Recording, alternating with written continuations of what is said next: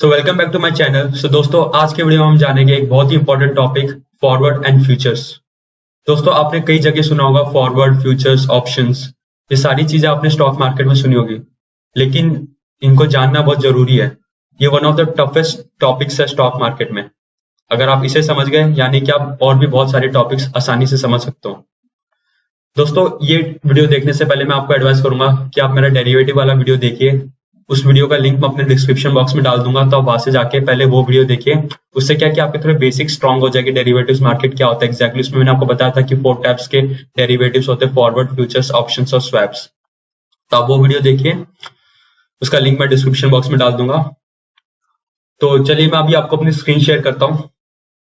दोस्तों, यहाँ पे मैंने अपना अपस्टॉक्स का टर्मिनल ओपन किया हुआ है। यहाँ पे अगर आपको एक चीज दिखाओ, अगर आप यहाँ पे रिलायंस का प्राइस देखोगे तो नियरली 2707 रुपीज चल रहा है।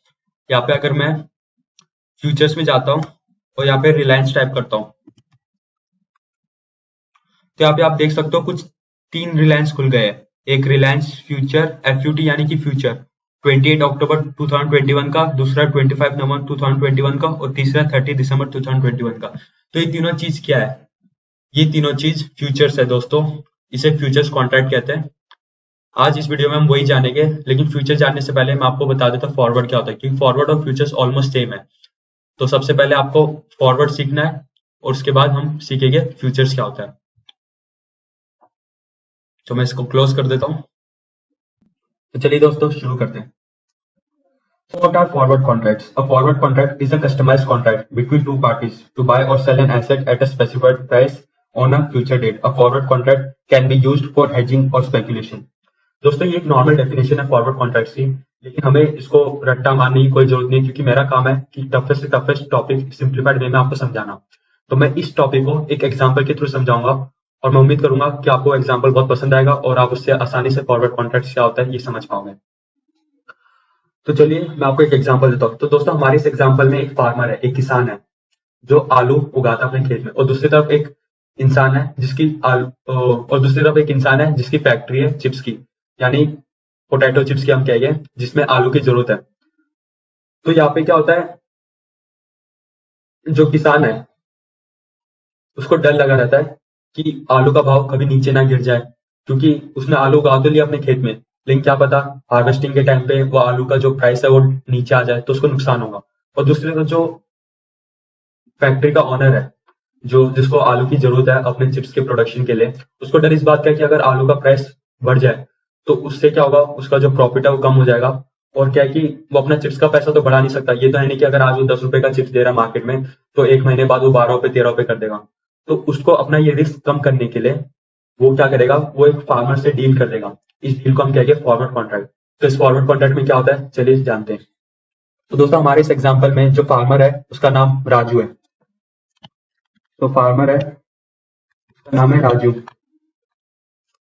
और जो फैक्ट्री ओनर है जिसको आलू चाहिए अपने चिप्स के प्रोडक्शन के लिए, पोटैटो चिप्स, उसका नाम है बाबू। ठीक है। तो ये दोनों एक कॉन्ट्रैक्ट करते हैं आपस में कि ठीक है, यहाँ पे ये राजू है और ये बाबू है। इन दोनों के बीच में कॉन्ट्रैक्ट होता है कि ठीक है, एक महीने के बाद मैं तुम्हें 20 रुपए किलो आलू दूंगा। तो यहाँ पे जो प्राइस है वो फिक्स होता है 20 रुपीज। और कितनी क्वांटिटी, फॉर एग्जाम्पल सोच लेते हैं कि ये लोग 10 किलो का कॉन्ट्रैक्ट साइन कर रहे हैं, यानी क्वांटिटी हो गई 10 केजीज, और डेट हो गई आफ्टर 1 मंथ। तो इन दोनों के बीच में कॉन्ट्रैक्ट साइन हो गया कि ठीक है, 20 रुपए किलो के दाम पे मैं आलू दूंगा और टोटल क्वांटिटी होगी 10 केजीज और डेट रहेगा आफ्टर 1 मंथ। तो दोस्तों, अभी आप लोग सोच रहे हो कि ठीक है, ये कॉन्ट्रैक्ट तो एकदम बढ़िया हो गया। इसमें क्या है कि राजू भी खुश और बाबू भी खुश, दोनों खुश है। क्यों? क्योंकि राजू को अपना आलू का सही दाम मिल गया 20 रुपए किलो, और जो बाबू है उसको अपनी चिप्स की फैक्ट्री के लिए आलू मिल गया, वो भी फिक्स रेट 20 रुपीज। तो इन दोनों को टेंशन लेने की जरूरत नहीं है कि मार्केट में आलू का प्राइस कुछ भी जाए, इनके बीच में कॉन्ट्रैक्ट हो गया 20 रुपए किलो के हिसाब से। अब दोस्तों, यहाँ पे एक ट्विस्ट है, यहाँ पे एक बहुत बड़ा रिस्क है जिसको हम कहेंगे काउंटर पार्टी रिस्क। आइए जानते हैं काउंटर पार्टी रिस्क क्या है। Counter party risk. अब दोस्तों काउंटर पार्टी रिस्क क्या है? फॉर एग्जाम्पल हम दो केस लेके चलते हैं। केस 1, फॉर एग्जाम्पल दोस्तों आलू का जो दाम है वो बढ़ जाता है, यानी कि एक महीने बाद जो आलू का प्राइस है वो 25 रुपीज पर केजी हो जाता है। अब इसमें क्या, इन लोगों ने तो 20 रुपए में कॉन्ट्रैक्ट साइन कर लिया था, लेकिन इसमें फार्मर का नुकसान है। फार्मर सोचेगा कि यार, वो किसान जो राजू है, राजू सोचेगा कि यार आलू का दाम तो 25 रुपए हो गया और मैं इसको 20 रुपए में क्यों दूं, इससे अच्छा वो 25 रुपए में जाके मार्केट में बेच सकता है, किसी भी मंडी में जाके 25 रुपए में बेच सकता है, तो वो इसको 20 रुपए में क्यों दे। तो इस केस में क्या करेगा, जो राजू है वो कैंसिल कर देगा, वो मना कर देगा, बोलेगा कि नहीं मुझे कॉन्ट्रैक्ट नहीं मानना, उखाड़ लेते को क्या उखाड़ना है। तो दोस्तों केस 1 क्या था, जब आलू का प्राइस बढ़ जाता है। अब केस 2 लेके चलते हैं। हो सकता है आलू का दाम गिर जाए, यानी कि 15 रुपए केजी हो जाए। अब दोस्तों इस केस में क्या होगा, फैक्ट्री का जो ओनर है उसको नुकसान होगा। नुकसान कैसे, उसने 20 रुपए में कॉन्ट्रैक्ट साइन कर दिया था, अब वो सोचेगा कि आलू का दाम तो गिर गया, 15 रुपए हो गया, इससे अच्छा 15 रुपए में तो किसी मार्केट या मंडी से भी खरीद सकता है आलू अपनी फैक्ट्री के लिए, तो वो 20 रुपए में इससे क्यों खरीदेगा। तो वहां पे जो बाबू है, बाबू क्या करेगा, बाबू मना कर देगा, कॉन्ट्रैक्ट कैंसिल कर देगा।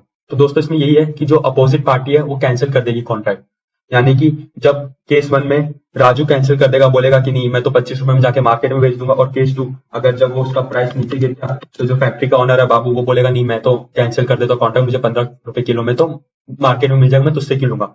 तो उसमें काउंटर पार्टी रिस्क है। दोस्तों जो फॉरवर्ड कॉन्ट्रैक्ट होता है इसमें कोई मिडिल पर्सन नहीं होता, यानी कि एक जगह बायर है एक जगह सेलर है, इन दोनों के बीच में कोई इंटरमीडिएट कोई नहीं है, यानी कि कोई रेगुलेट करने वाला नहीं है कि ये लोग एक दूसरे की जो बात है वो सुने, कोई बॉडी नहीं है इनको रेगुलेट करने वाला। इस सब चीजों के लिए फ्यूचर्स कॉन्ट्रैक्ट इंट्रोड्यूस हुआ है। तो चलिए बताओ था फ्यूचर्स कॉन्ट्रैक्ट क्या होता है। तो फ्यूचर्स कॉन्ट्रैक्ट होता है, future contract is a legal agreement to buy or sell a particular commodity asset or security at a predetermined price at a specific time in the future. Futures contracts are standardized. दोस्तों ये जो futures contract है ये standardised रहता है। जो forward contracts होते हैं जो मैंने आपको पहले बताया था वो कस्टमाइज्ड होते हैं, यानी कि उसमें आप बायर और सेलर आपस में मिलकर डिसाइड करते हैं कि कितनी क्वांटिटी ट्रेड करनी है, कितने रुपए में ट्रेड करनी है, क्वालिटी कितनी और कितने महीनों के लिए करनी है, कितने ड्यूरेशन के लिए करनी है। लेकिन ये जो चीजें स्टैंडर्डाइज्ड है, यानी कि जो इनके बीच में जो मिडल पर्सन रहता है वो पहले फिक्स कर देता है कि इतनी क्वांटिटी होनी चाहिए और ये ड्यूरेशन ऑफ टाइम है, यानी कि 1 month 2 month 3 month. So futures contracts are standardized for quality and quantity to facilitate trading on a futures exchange. तो दोस्तों फ्यूचर्स कॉन्ट्रैक्ट में क्या होता है, इन बायर और सेलर के बीच में एक गवर्नमेंट बॉडी रहती है जिसको हम कहेंगे स्टॉक एक्सचेंज, एनएससी और बीएससी। तो यहाँ पे एक जगह हो गया बायर और एक जगह हो गया सेलर, इन दोनों के बीच में आता है स्टॉक एक्सचेंज।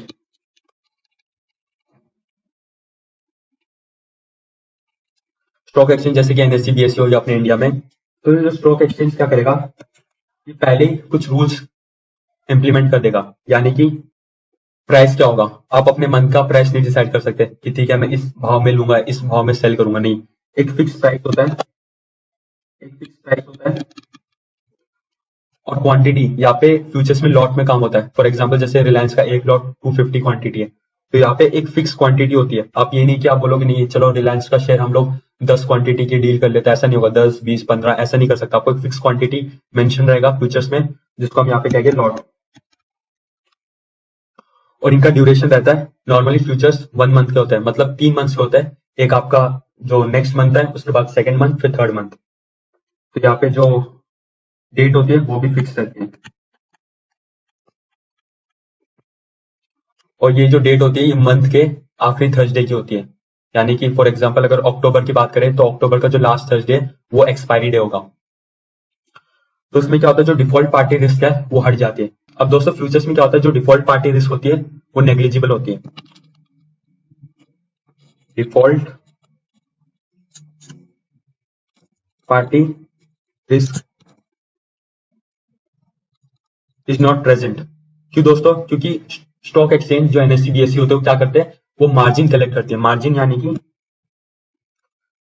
एक अमाउंट होता है जो पहले ही बायर और सेलर को डिपॉजिट करना होता है कॉन्ट्रैक्ट साइन करने से पहले, यानी कि जब भी वो कोई ट्रेड लेते हैं उससे पहले ही ब्रोकर जो है वो एक fix amount of margin collect कर लेगा इन दोनों से। उससे क्या होगा कि ये लोग आगे जाके डिफॉल्ट नहीं कर सकते।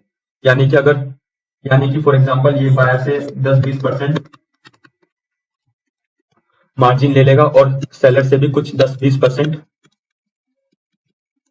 पैसे ये कलेक्ट कर लेंगे, ताकि ये एंड टाइम पे यानी कि एक्सपायरी के टाइम पे ये लोग मना ना कर दे।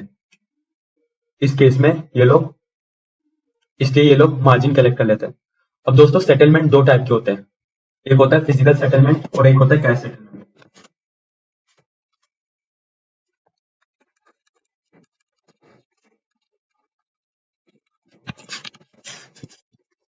एक हो गया फिजिकल और एक हो गया कैश। अब फिजिकल क्या होगा दोस्तों, नाम से पता चलता है कि फिजिकली वो डिलीवरी होगी, यानी कि अगर फॉर एग्जांपल इन बायर और सेलर ने रिलायंस का फ्यूचर्स बाय किया हुआ है और सेल किया हुआ है, तो यानी कि इसमें ये लोग फिजिकली डिलीवरी करेंगे उस रिलायंस के स्टॉक्स की। यानी कि अगर मैं बायर हूं, मैंने 250 क्वांटिटी रिलायंस की बाय की है, तो मुझे एक्सपायरी डे के दिन 250 क्वांटिटी शेयर्स मिल जाएंगे। तो यहाँ पे क्या होता है, physically delivery of asset, asset या स्टॉक जो भी कहता हूँ। और दोस्तों कैश में क्या होता है, फॉर एग्जाम्पल इन लोगों ने डील की है कि ठीक है, अभी रिलायंस का जो फॉर एग्जाम्पल इन लोगों ने जो फ्यूचर्स बाय किया हुआ है वो 2600 का बाय किया हुआ है, और एक्सपायरी डे के दिन इसका जो प्राइस है वो बढ़ करके हो जाता है 2650, यानी कि 50 रुपीज ऊपर चले जाता है। तो इसमें क्या होता है, जो प्राइस डिफरेंस है ये वो सेलर दे सकता है बायर को, यानी कि 250 इंटू 50 यानी कि 1250। जो प्राइस डिफरेंस है ये सेलर बायर को दे देगा, बोलेगा कि नहीं मैं फिजिकली डिलीवरी नहीं देना चाहता, लेकिन जो पैसा है वो मैं आपको दे देता हूँ। तो इससे बायर भी खुश और सेलर भी खुश, क्योंकि सेलर को फिजिकली डिलीवरी करने की जरूरत नहीं है और बायर को जो उसका प्राइस डिफरेंस है वो मिल जाएगा। नॉर्मली दोस्तों क्या होता है, फ्यूचर्स में मैक्सिमम टाइम कैश में ही सेटलमेंट होता है, क्योंकि मैक्सिमम टाइम फ्यूचर्स और ऑप्शन स्पेकुलेटर्स करते हैं। स्पेकुलेटर्स यानी कि उनके पास खुद के पास शेयर्स होते नहीं है, लेकिन उनको ऐसा लगता है कि ये मार्केट अभी ऊपर जा सकता है नीचे जा सकता है, तो उस सिनेरियो को देख के वो लोग फ्यूचर्स में ट्रेड लेते हैं। और फिजिकल सेटलमेंट दोस्तों बहुत कम होता है मार्केट में, मैक्सिमम टाइम कैश में ही सेटलमेंट होता है। दोस्तों ये जो फ्यूचर्स की प्राइस होती है ये डिपेंड करती है कि उसका करंट मार्केट प्राइस क्या चल रहा है। दोस्तों एक एग्जांपल के लिए, एक XYZ स्टॉक है जिसका मार्केट प्राइस 100 रुपीज है, और उसका जो फ्यूचर है XYZ FQT और नीचे उसका डेट मेंशन रहेगा, उसका प्राइस चल रहा है 103। यानी कि क्या है, अगर फ्यूचर में इसका प्राइस धीरे धीरे बढ़ता है, यानी कि आफ्टर 1 मंथ इसका प्राइस 110 रुपये हो जाता है, तो इसका प्राइस भी बढ़ करके 110 हो जाएगा दोस्तों, क्योंकि जो फ्यूचर्स है उसकी जो वैल्यू होती है वो डेराइव होती है उसके करंट मार्केट प्राइस से, क्योंकि ये डेरिवेटिव प्रोडक्ट है। मैंने आपको बताया था डेरिवेटिव प्रोडक्ट कैसे काम करता है। अगर आपको इसके बारे में नहीं पता तो आप मेरा डेरिवेटिव मार्केट वाला वीडियो पहले जाके देखिए, उसमें मैंने आपको क्लियरली बताया हुआ कि किस तरह ये जो डेरिवेटिव मार्केट है ये अपनी वैल्यू डेराइव करता है कैश मार्केट से, मतलब जो स्पॉट मार्केट जो चल रहा है। तो दोस्तों एक्सपायरी के टाइम पे इन दोनों का प्राइस सेम हो जाता है। दोस्तों आज के लिए इतना काफी है। दोस्तों मैं समझता हूँ कि ये जो टॉपिक है फॉरवर्ड फ्यूचर्स ये थोड़ा कॉम्प्लिकेटेड है और टफ है, आपको टाइम लगेगा सीखने में। मैं आपको बस यही एडवाइस करूंगा कि आप जितना नॉलेज हो सके गेन कीजिए और साथ ही साथ थोड़ा प्रैक्टिकली कीजिए। मतलब कि अगर आपके पास थोड़े बहुत पैसे हैं तो उसको स्टॉक मार्केट में डालिए और सीखिए। हो सकता है आपसे गलती हो, लेकिन उस गलती से ही आप सीखोगे। अगर आपको अपना डीमैट अकाउंट ओपन करना है तो आप अपस्टॉक्स का डीमैट अकाउंट ओपन कर सकते हो, उसका भी लिंक मैं डिस्क्रिप्शन बॉक्स में डाल दूंगा। तो अगर आपको वीडियो पसंद आया तो आप जानते हो आपको लाइक और शेयर करना है, और सब्सक्राइब तो आप कर ही दोगे।